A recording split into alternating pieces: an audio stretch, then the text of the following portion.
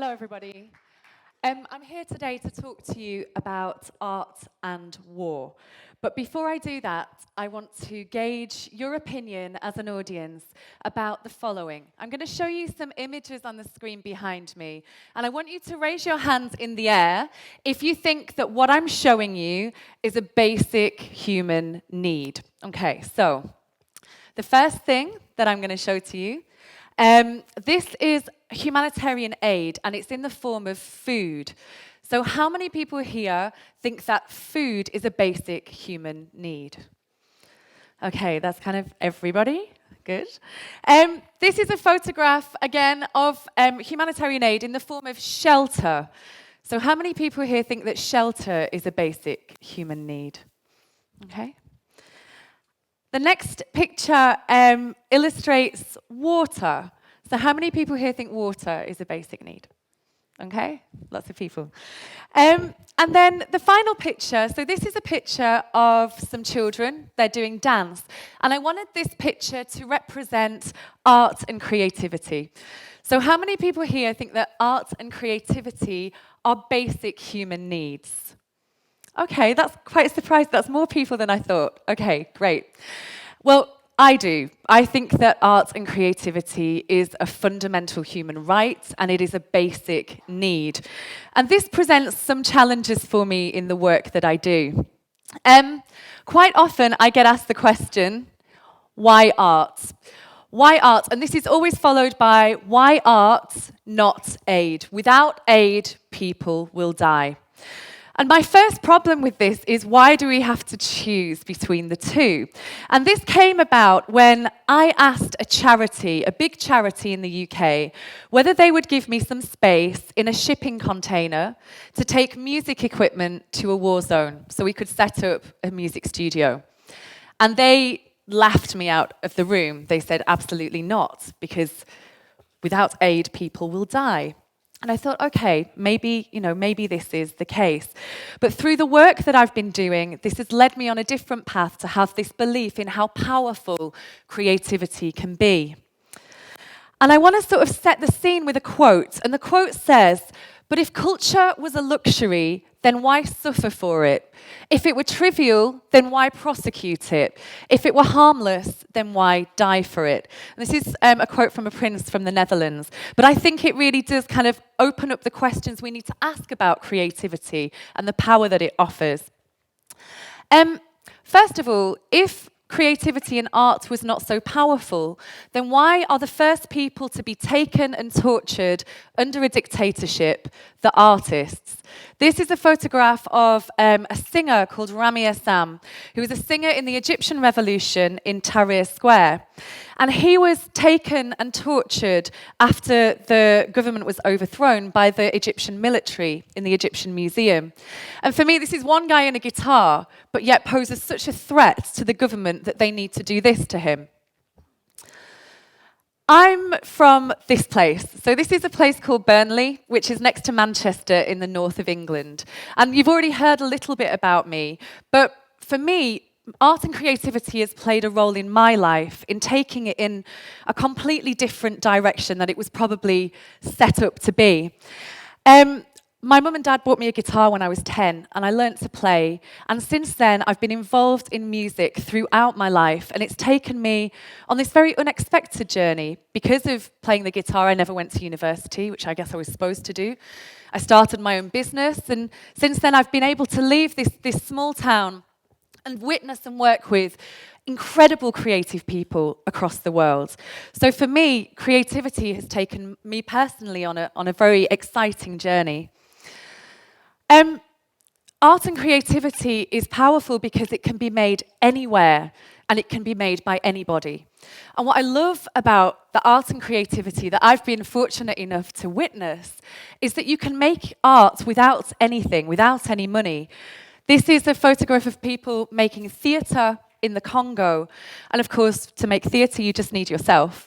If you're making hip-hop, you just need your voice. So this is quite powerful to me. And for me, the best art that I've witnessed is art that is made because people need to make it. They have to make this art. And that, for me, is very, very powerful.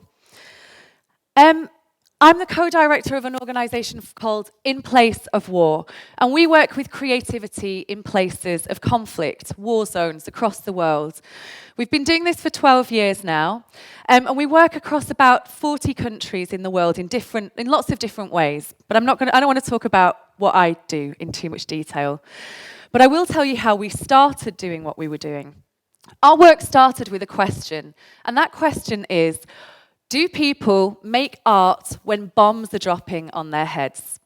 And this is a question that we had 12 years ago, and we started exploring theatre, people making theatre across the world. And we asked the question, are people making theatre? And if they are, how and why are they making theatre during times when bombs are dropping on their heads? And we found that yes, every time, everywhere there is a conflict, people are still creating art. And this started to make me think of a kind of bigger question, which is, why? Why, when there's all of this crisis and all of this challenge happening around, why are people still producing art? So, through the work that I've been doing, it's taken me on this kind of exciting journey around the world, working with amazing people. And I want to share with you some of the reasons why people make art when there are times of conflict. So, this is the first example I want to share with you today. This is an organization called the Zimbezi News, and this is a satirical news program based in Zimbabwe. Now, I'm sure here in Brussels, you will have satire on your TV screens. Zimbabwe is very different. Zimbabwe has a very oppressive government regime, and people who criticize the government can be tortured, can be taken, can be disappeared. Zambezi News is a satirical news program that they produce this program, they distribute DVDs across townships across Zimbabwe. Over 9 million people watch this program. And this program asks questions about the government regime in Zimbabwe. And this is really powerful because without this satirical news program, these questions, these conversations and debates would just simply not happen. Another great thing that this organisation do is they have a festival called Shoko Festival. And for me, I'm really interested in the space that is opened up when a festival takes place, in a place that suffers from political oppression. This is Shoko Festival, and it's a festival of satire, comedy, spoken word, and hip-hop.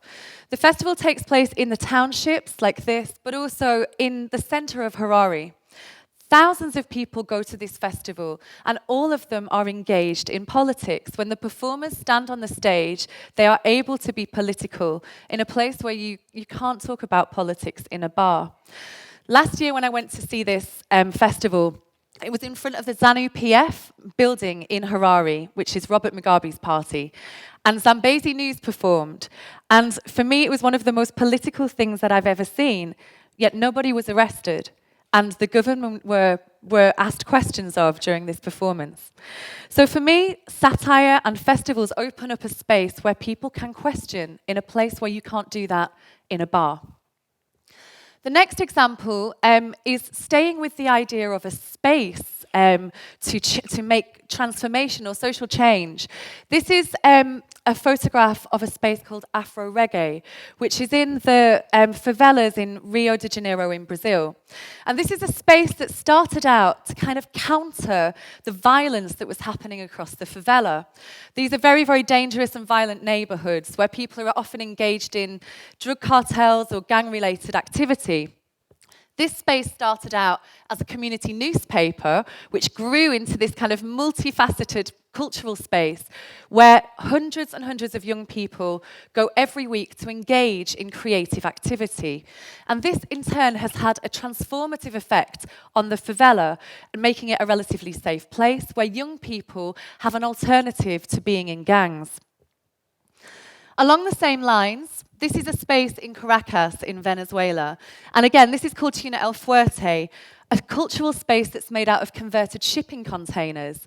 What I love about this space is that outside of the confines of the space, outside of the fence that surrounds it, this is a very, very dangerous neighborhood. Young people don't have many options here, and there's certainly limited options on education. 500 young people access this space every week, learning instruments, learning to dance, and so on. What I love about the space is that people leave their guns outside, there is no violence in the space, and the community has this sense of ownership over it. Sticking with Venezuela as another example of what art has the power to do, and I found this particularly powerful. This is a photograph of El Sistema. El Sistema is an orchestra for poor people from across Venezuela, so they can access and learn classical instruments. And when I was there, I visited a young boy who plays percussion in El Sistema. And he said to me, I went to visit him in his house in the favela, and he was playing his percussion. And you could see that it transported him somewhere else when he was playing.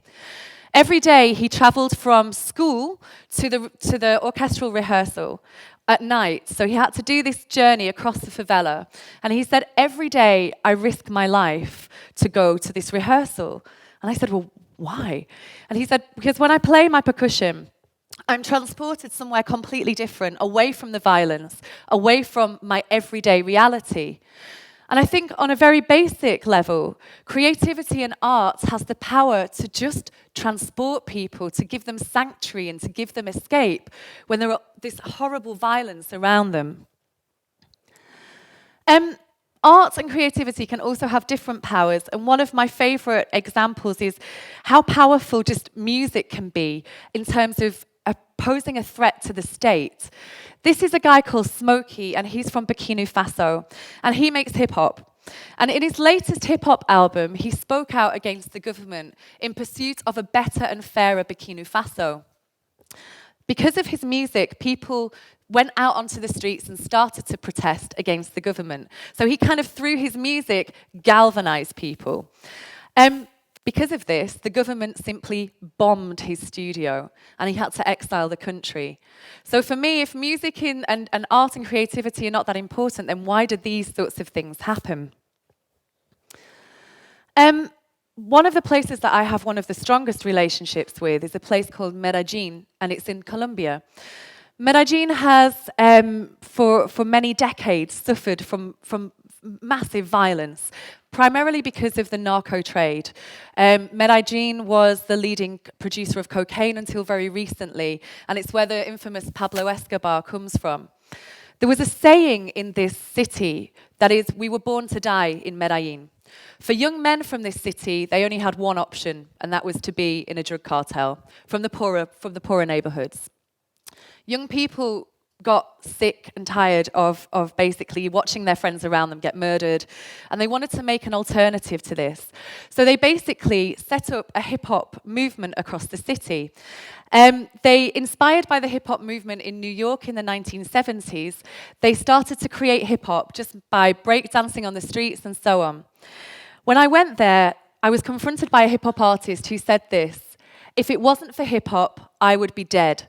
Hip-hop gave me another option in life, and I'm truly thankful for that. And that's how important hip-hop was to him. It gave him an alternative to being in a drug cartel. Today, there are 2,500 hip-hop artists in this one city, and there are hip-hop schools in almost every neighborhood across the city. Lastly, in terms of my examples, I want to talk about the power of music in terms of gender. A lot of the places that we work across the world, women are really marginalized and they fulfill very traditional roles. This is an artist called Our African Woman Arise, and she is one of the only female hip-hop artists that I've seen in Zimbabwe. And what she does with her music is really powerful, because not only is she a role model for other young women to show them that they can do something other than fulfilling a traditional role, she also, through her music, talks about the challenges that women face in the township, such as domestic violence and rape. So for me, this again is an example of music breaking a space for women to be empowered. So to finish, I think I've shown you a few examples there, and there are many, many more examples of how art can kind of fulfill different purposes, and I hope that I've shown you how powerful it can be.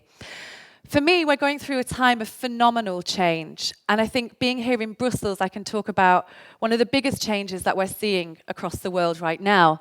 For me, it's the idea and concept of the battlefield, of the war zone. I think this is an image that maybe shows what we thought a war zone looked like. People, soldiers in a desert, running around, shooting other soldiers. But actually, the reality is now that the soldiers are now in our airports and in our streets, and the idea of a war zone has changed.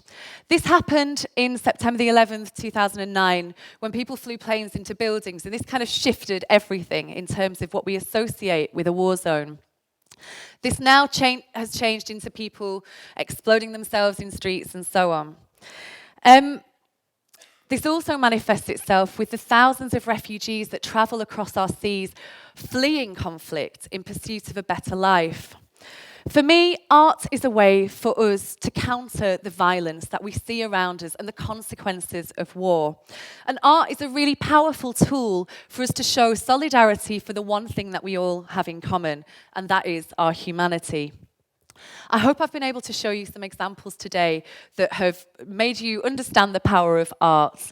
But for me, that's not enough. If every person in this room supported a war zone artist, if every person in this room helped share the stories of isolated people to counter the mainstream media narratives, if every person in this room supported their local refugee communities, then this would be a start. And I want to end with a quote, and this for me summarizes the whole of my talk. This is a guy called Ewok, and he's from Durban in South Africa. And he says this: "Can poetry change the world?" I said, "Can poetry change the world?"